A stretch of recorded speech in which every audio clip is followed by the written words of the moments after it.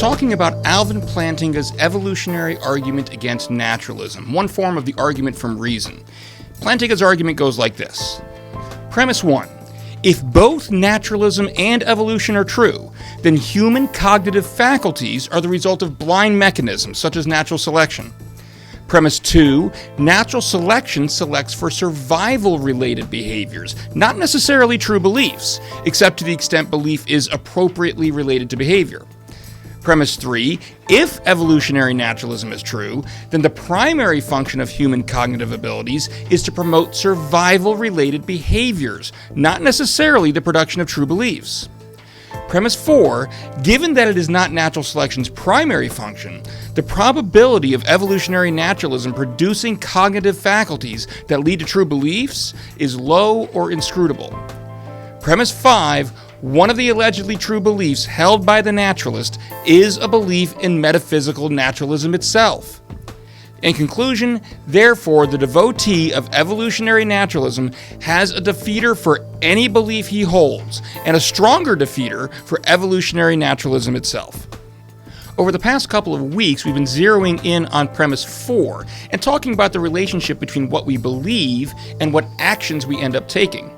Now, last week, I explained why Plantinga says that if evolutionary naturalism is true, then in all probability, it would wind up leading to cognitive faculties that don't point toward truth.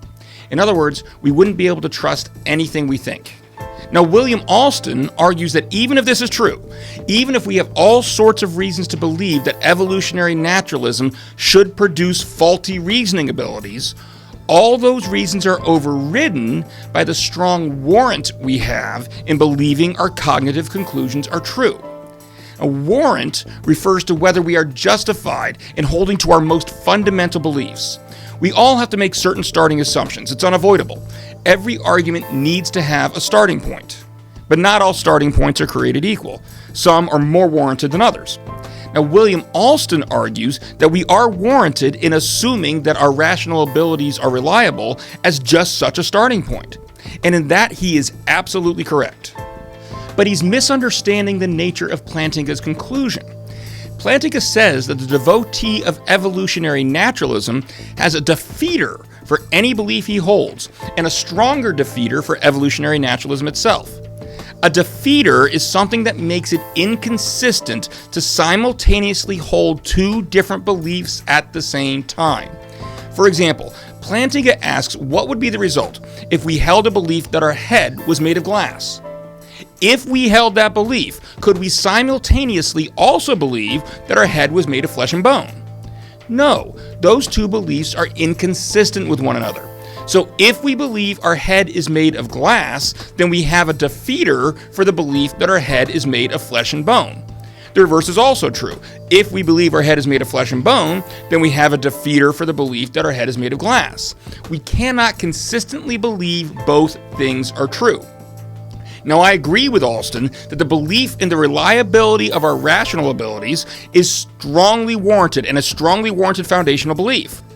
But what Plantinga's argument shows is that if we believe evolutionary naturalism is true, then we have a defeater for the belief in reliable cognitive abilities.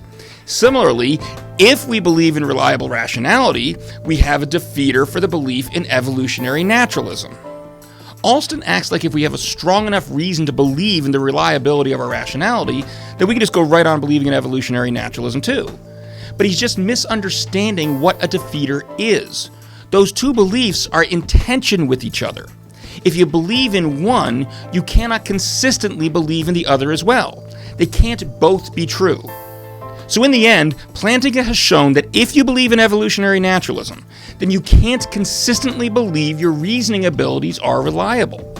But if you can't believe your reasoning abilities are reliable, then you can't even trust your belief in evolutionary naturalism itself.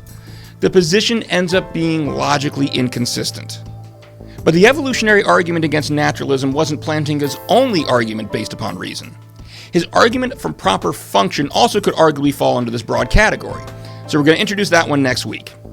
God bless.